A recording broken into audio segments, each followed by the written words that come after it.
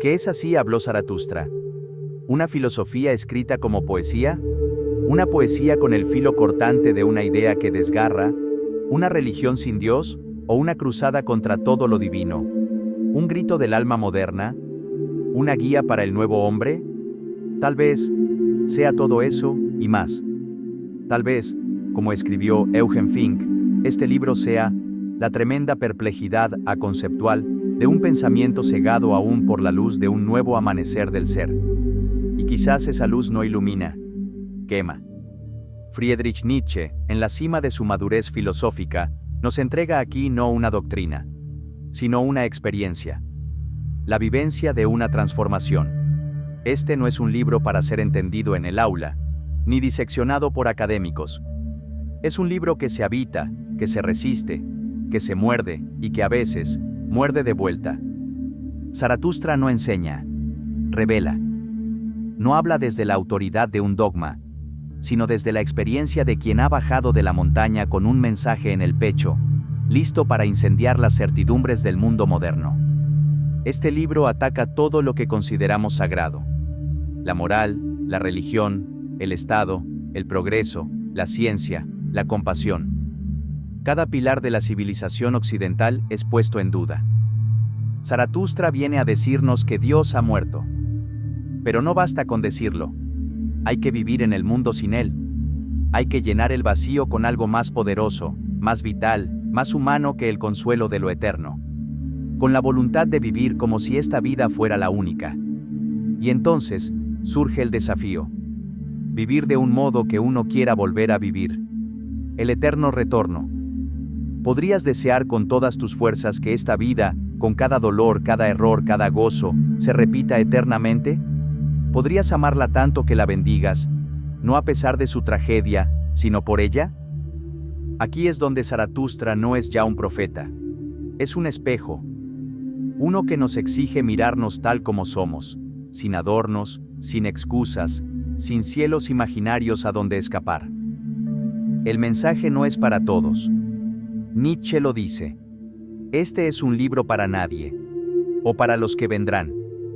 Para quienes pueden soportar la muerte de Dios sin derrumbarse. Para quienes están listos a crear nuevos valores, con el martillo del pensamiento. Zaratustra no predica la resignación. No busca almas mansas. Busca creadores, aquellos que puedan destruir sus propias creencias para forjar otras nuevas. Aquellos que no se contentan con repetir lo heredado, sino que esculpen su destino como el artista talla el mármol, a martillazos. ¡Aseos duros!, grita Zaratustra. Y esa dureza no es brutalidad. Es el coraje de mirar al abismo sin parpadear. Es resistirse a la compasión debilitante. Es no ser esclavo de la culpa, ni víctima de la moral ajena. Zaratustra es el último profeta y el primero de una nueva humanidad. Una humanidad que ha matado a su Dios, y ahora debe crear sus propios valores. Una humanidad que debe convertirse en superhombre. No un tirano, no un héroe de Marvel, sino un ser que ha vencido al odio, venganza, resentimiento, que ha superado la moral del rebaño, que ríe ante la tragedia. Este libro no puede ser reducido a un resumen, pero aquí lo intentaremos, no para explicarlo. Eso sería traicionarlo, sino para invitarte a recorrerlo, para encender en ti la chispa del fuego que Nietzsche dejó encendido. Y también, para limpiar su nombre, porque el mensaje de Nietzsche ha sido muchas veces malinterpretado y secuestrado. El nazismo, en su afán de crear una mitología racial, utilizó de forma tergiversada ideas como la del superhombre para justificar una ideología que Nietzsche habría despreciado con todo su ser. Él mismo lo dijo. La admiración narcisista de la conciencia de raza germana es casi criminal. Yo tengo una sencilla norma: no tener trato alguno con los monederos falsos del racismo. Y en Así habló Zaratustra. Nietzsche no glorifica al Estado ni a la masa. Al contrario, denuncia al Estado como el nuevo ídolo, critica la igualdad como moral de esclavos, y ridiculiza a los que, desde su miseria, buscan someter al fuerte. Zaratustra no es propaganda, es una bomba. En este primer capítulo, Zaratustra desciende de la montaña, Ha vivido 10 años en soledad, y ahora siente que su copa está llena y debe ser derramada. Como el sol que no puede dejar de dar su luz, así es su sabiduría. Zaratustra viene a decirnos que no hay redención en el cielo, que el hombre debe convertirse en puente hacia algo más grande, el superhombre, y que, para llegar a eso, debe morir el hombre viejo, el que busca seguridad, moral, consuelo, igualdad. Ese debe perecer para que nazca el Creador, el bailarín sobre el abismo, el que dice sí a la vida una y otra vez. Así habló Zaratustra, no es un libro, es una prueba. Y comienza con una bajada. Zaratustra desciende, y el mundo, aún dormido, no está listo para su voz. Pero tú estás aquí, y tal vez, solo tal vez, tengas oídos para oír. Capítulo 1. Discurso preliminar de Zaratustra. Yo os amo, hombres superiores, pero todavía no sois el superhombre. Zaratustra ha vivido 10 años en soledad, retirado del mundo, en diálogo con su espíritu. Como los antiguos profetas o los sabios místicos, se retira a la montaña para alcanzar una transformación interior. Pero, al contrario de los antiguos, no vuelve con una revelación divina, sino con un exceso de sabiduría, como la abeja que ha acumulado demasiada miel. Zaratustra, como el sol, necesita descender para dar. Su sabiduría se desborda, y su amor por los hombres lo empuja a compartir lo que ha visto. Pero no bajará como pastor, ni como mártir. Bajará como un portador de fuego. Comienza así su ocaso, palabra que en Nietzsche no significa decadencia, sino plenitud. El momento en que algo se hunde, para alumbrar a otros. Zaratustra se encuentra con un santo ermitaño. Este representa a los antiguos valores, la espiritualidad retirada del mundo, el amor a Dios, la desconfianza hacia el hombre. Pero Zaratustra no viene a hablar de amor. No trae limosnas ni consuelo. Trae un regalo que el santo no puede comprender. Y en esa incomprensión, se revela una de las verdades más potentes de la modernidad. Este santo no se ha enterado todavía de que Dios ha muerto. La muerte de Dios no es una simple negación religiosa. Es el colapso de todo el sistema de valores trascendentes. Es la señal de que el hombre ya no puede depender de absolutos externos. Debe crear sus propios sentidos. Zaratustra llega a una ciudad y lanza su mensaje al pueblo. Yo os muestro al superhombre. El superhombre no es una figura de poder físico, sino el símbolo del hombre que ha superado la moral tradicional, que no necesita dioses ni recompensas celestiales, que es fiel a la tierra y que se convierte en su propio creador. Pero la multitud no entiende. Se ríe. Esperaban un espectáculo, no una verdad.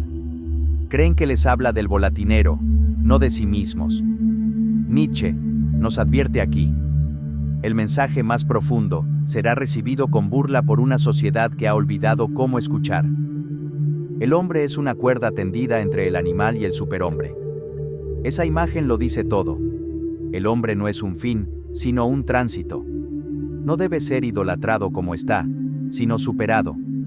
Y Zaratustra declara su amor a aquellos que están dispuestos a perecer, a transformarse, a atravesar el abismo, a los que sacrifican su estabilidad por algo más alto. Nietzsche llama a esos hombres flechas del anhelo. Ellos no buscan más allá de las estrellas, sino que siembran aquí, en la tierra. El ocaso no es una tragedia, es una entrega. Los verdaderos creadores se consumen en su tarea. No esperan agradecimiento ni redención, solo quieren sembrar para el porvenir. Cuando Zaratustra se da cuenta de que no lo entienden, cambia de estrategia. Ya que no escuchan el llamado al superhombre, les muestra lo contrario, el último hombre. El último hombre es la figura del nihilismo pasivo. Aquel que ha perdido todo ideal, que solo busca confort, que ya no sufre, pero tampoco desea. No hay amor, ni creación, ni aventura, ni dolor verdadero. Todo está anestesiado. Nietzsche lo describe como un pulgón indestructible que vive más tiempo porque no corre ningún riesgo. Y entonces, sucede lo trágico. El pueblo aplaude al último hombre. Lo quiere. Rechazan el desafío de la altura y se refugian en la mediocridad. Para Nietzsche, esto no es una sátira, es una advertencia. Nuestra época ya muestra signos del último hombre: rebaño, confort, adormecimiento. En medio del bullicio, comienza la actuación del volatinero. Es un artista que camina entre dos torres, una alegoría perfecta del hombre entre lo que fue y lo que puede ser. Pero aparece un bufón que lo ridiculiza, lo presiona y al final lo empuja a su muerte. Zaratustra, el único que no se mueve, lo recoge. El volatinero es el símbolo del hombre moderno que intenta elevarse, pero es derribado por la burla, por la presión social, por el miedo. Zaratustra lo consuela. No hay infierno, no hay diablo, solo hay una vida. Aquí, Nietzsche nos recuerda que incluso el que fracasa al intentar superarse, ha vivido más plenamente que el que nunca lo intenta. Zaratustra es rechazado, burlado por sepultureros, amenazado por el bufón. Su mensaje ha sido ignorado. Él mismo carga el cadáver como símbolo de la humanidad que ha muerto en su intento. Pero no renuncia. Reflexiona. Y comprende algo nuevo. No hablará más al rebaño. Buscará compañeros. No pastores, no creyentes, sino creadores. Zaratustra despierta con una revelación. Su camino no es predicar, es crear junto a otros creadores. Y entonces aparecen sus dos animales. El águila, símbolo del orgullo, y la serpiente, símbolo de la inteligencia. Ambos no luchan, se complementan. Zaratustra no reniega de su necedad ni de su grandeza. Reconoce el riesgo, pero lo asume. Esta escena final no es un cierre, es un nuevo inicio. La promesa del viaje hacia el superhombre ha comenzado. Este fue el primer paso del ocaso de Zaratustra. No un ocaso de muerte, sino de transformación. Porque para que algo nazca, algo debe morir. Y Zaratustra ha bajado de la montaña no para ser escuchado, sino para sembrar el relámpago que vendrá después. La pregunta es, ¿estamos listos para escucharlo? Capítulo 2. Las tres transformaciones. Debéis ser como el niño: inocencia, olvido y un nuevo comienzo. Zaratustra inicia uno de los pasajes más simbólicos de su enseñanza, revelando las tres metamorfosis del espíritu: el camello, el león y el niño. Cada una representa un estado de conciencia en el camino hacia la libertad creadora del superhombre. Primero, el espíritu se convierte en camello. El camello simboliza la humildad, la fortaleza de soportar y la voluntad de cargar con lo más pesado. Es el espíritu que acepta los valores tradicionales, los ideales religiosos, las cargas del deber y la moral heredada.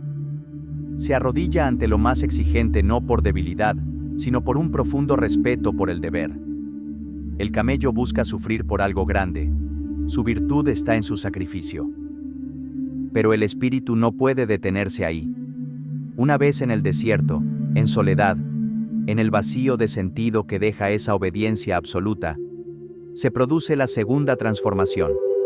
El espíritu se convierte en león. El león representa la rebelión, el no sagrado frente al tú debes de los valores impuestos. El león combate contra el gran dragón, la figura simbólica del deber, el dogma, el sistema de valores milenarios que grita: yo soy todos los valores y están ya establecidos. El león dice: yo quiero, y al hacerlo, se gana el derecho a crear. Pero ni siquiera el león es el final del camino, porque, aunque puede decir no, aún no puede decir sí con autenticidad. El espíritu debe transformarse por tercera vez, en niño. El niño representa el inicio, el juego, la inocencia creadora. Es la voluntad que no imita, que no se impone desde arriba, sino que brota desde la libertad más profunda. Solo el niño puede jugar con el mundo, crear nuevos valores, mirar sin resentimiento y decir sí a la vida. En este ciclo, Nietzsche condensa toda una filosofía de la superación, del sometimiento moral, camello, a la liberación crítica, león, hasta la afirmación creadora, niño. Cada paso es necesario. Cada forma es una etapa del espíritu hacia la posibilidad de dar a luz al superhombre. Capítulo 3. Las cátedras de la virtud.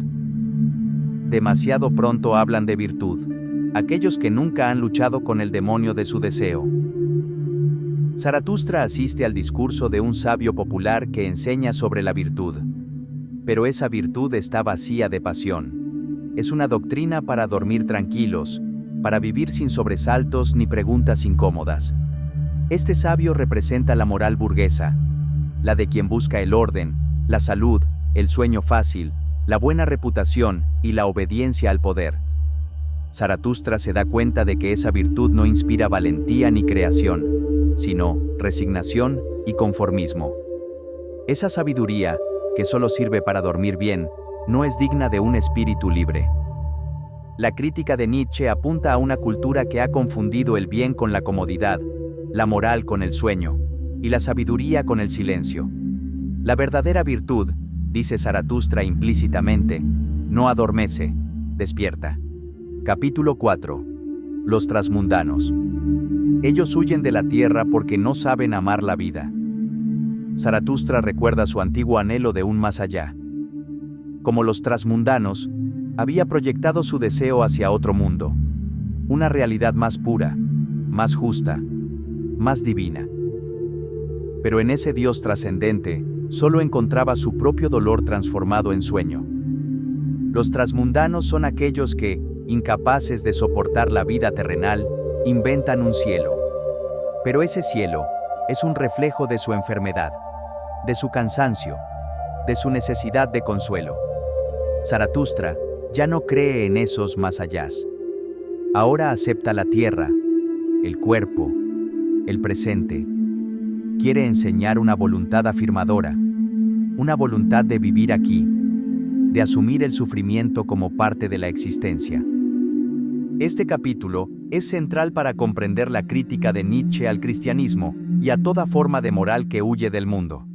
La voluntad de poder se manifiesta en quien transforma el dolor en creación, no en quien huye hacia el cielo.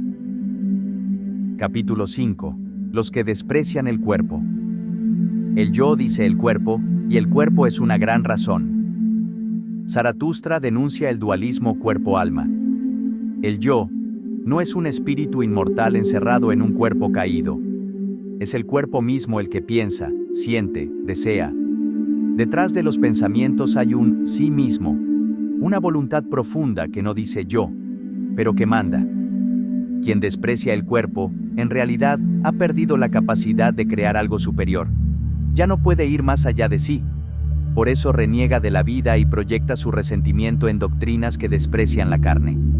Zaratustra los acusa de no ser puentes hacia el superhombre, sino callejones sin salida.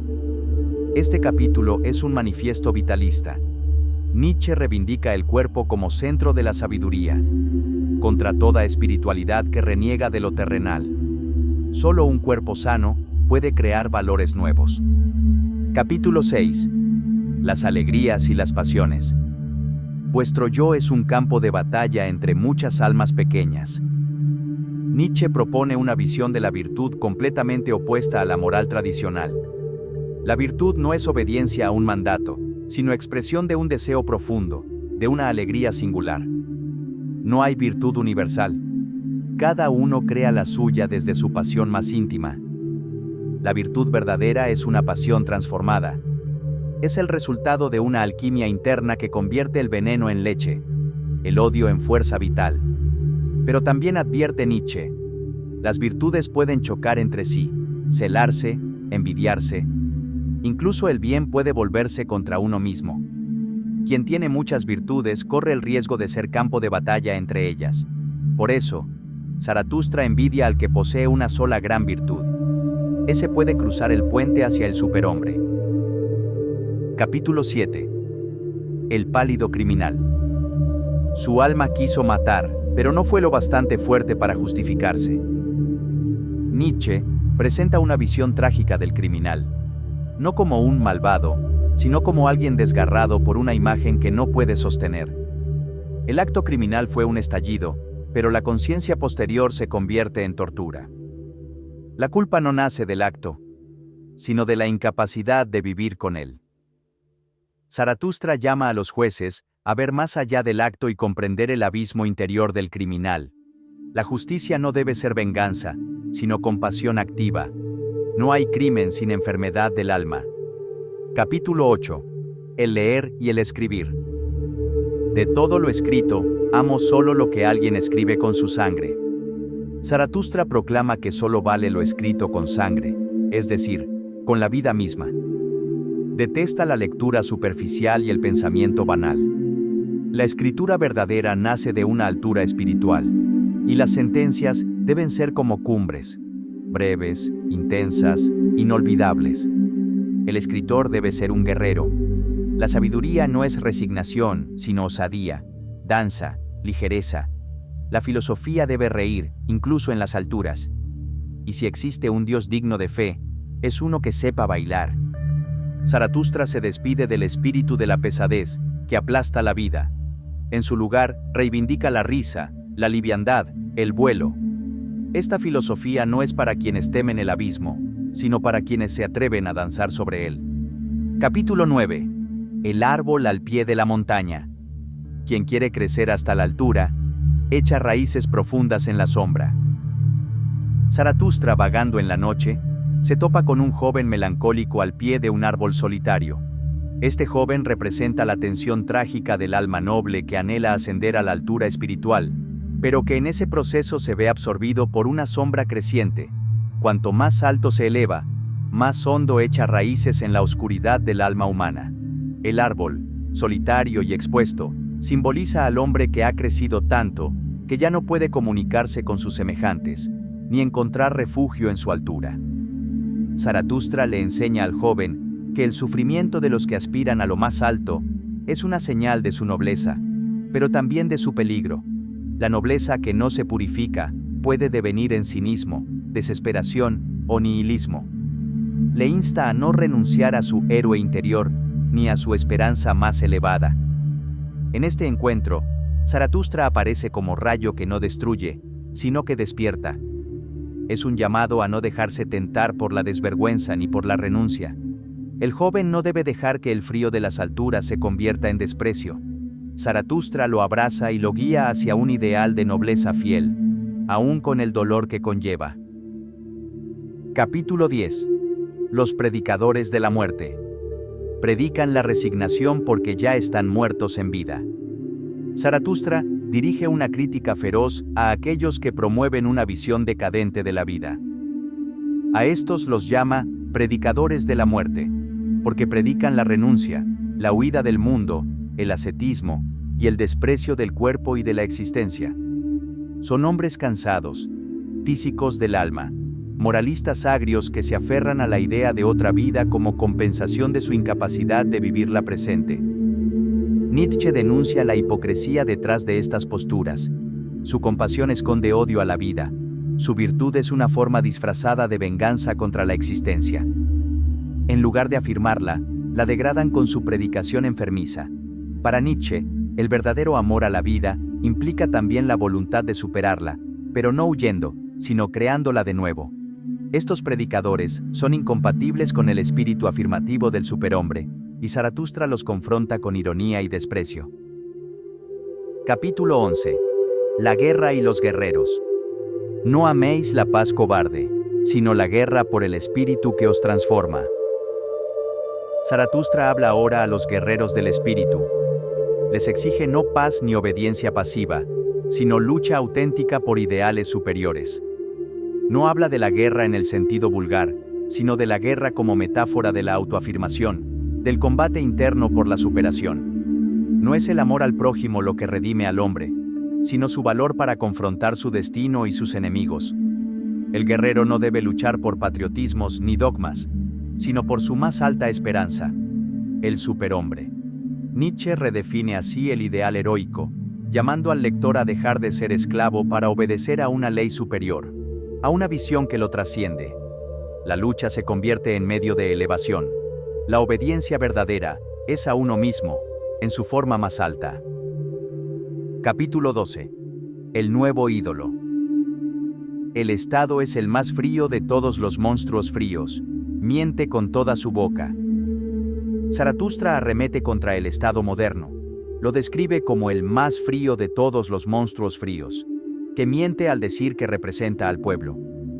En realidad, el Estado representa la mediocridad organizada, el poder del número, la sumisión disfrazada de ley. Es el lugar donde todos se pierden, tanto los buenos como los malos. Nietzsche lo denuncia como una máquina devoradora que aplasta la individualidad.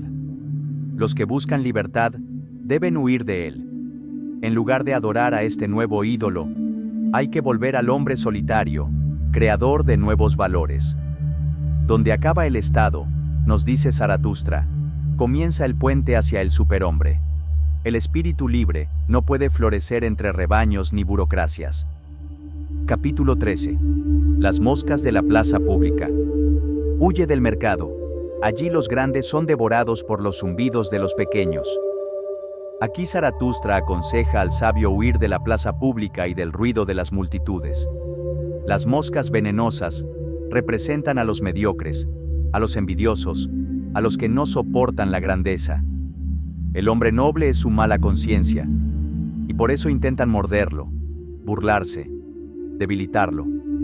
Lo alaban para acercarse, y luego herirlo. Lo odian por todo aquello que no pueden alcanzar. Zaratustra propone el retiro a la soledad como forma de resistencia. La creación de nuevos valores exige silencio, profundidad, altura. El filósofo no puede vivir entre quienes viven del zumbido del momento. Debe guardar su fuerza, no desgastarse en venganzas contra insectos. Este es un llamado a la dignidad del pensamiento que se retira para crear. Capítulo 14. La castidad. No pocos se abstienen por debilidad. El sabio se abstiene por plenitud. Zaratustra aborda con ironía y profundidad el tema de la castidad. No la exalta como virtud universal, ni la desprecia sin más.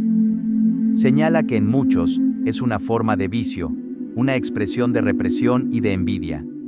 Donde no hay inocencia, la castidad puede convertirse en una sensualidad disfrazada. La perra de la lujuria mendiga un pedazo de espíritu cuando no se le concede carne.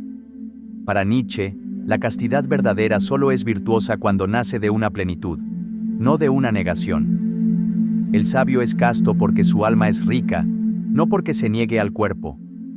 No aconseja mortificar los sentidos, sino volverlos inocentes. Este discurso es una crítica al moralismo que ha convertido la sexualidad en culpa.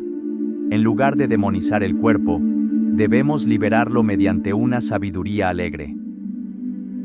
Capítulo 15. El amigo. En el amigo debe verse el superhombre, como una promesa aún no cumplida. El amigo, para Zaratustra, es aquel que nos permite soportar el abismo del yo. Es el tercero necesario en el diálogo íntimo del alma. Pero este amigo no debe ser un espejo complaciente, sino un adversario elevado, alguien a quien podamos respetar, incluso combatir. La verdadera amistad no se basa en la fusión, sino en la tensión creadora.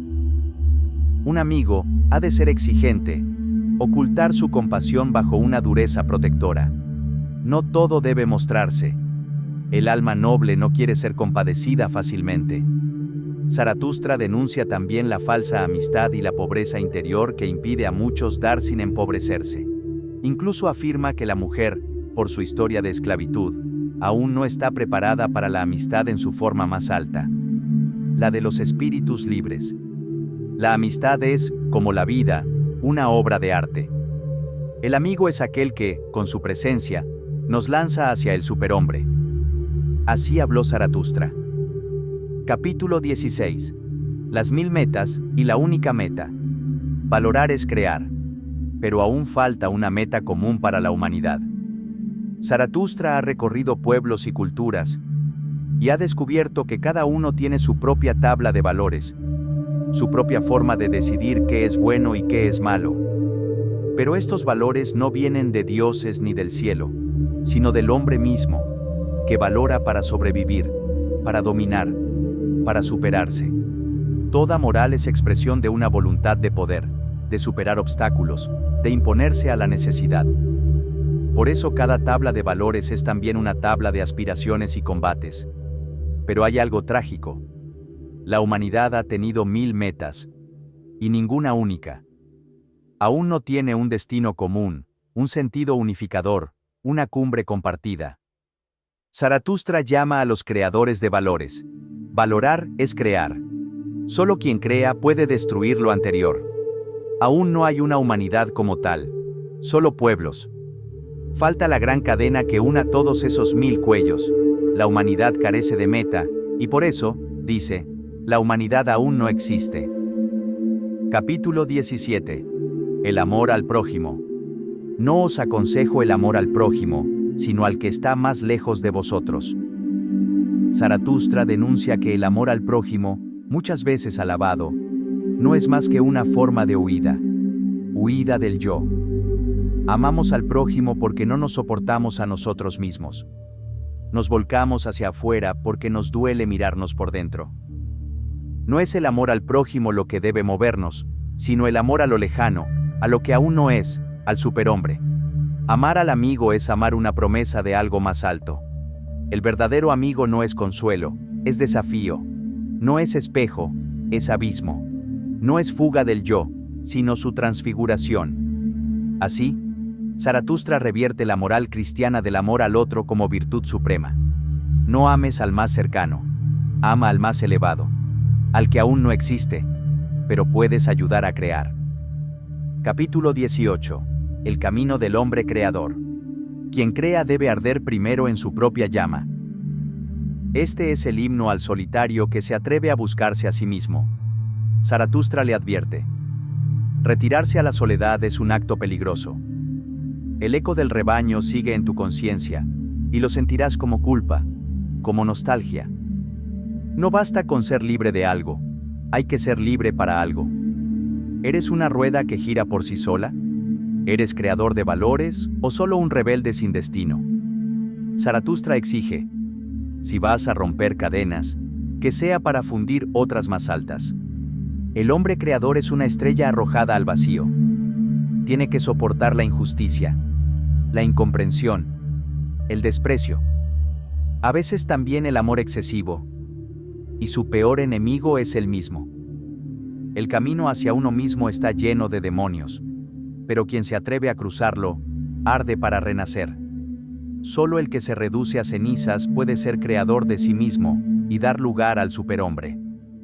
Capítulo 19. Las mujeres viejas y jóvenes. Vas con mujeres, no olvides el látigo. No como misoginia literal, sino símbolo de la lucha entre voluntades. Este capítulo es una provocación. En tono satírico, Zaratustra habla de la mujer como enigma cuyo sentido es el hijo.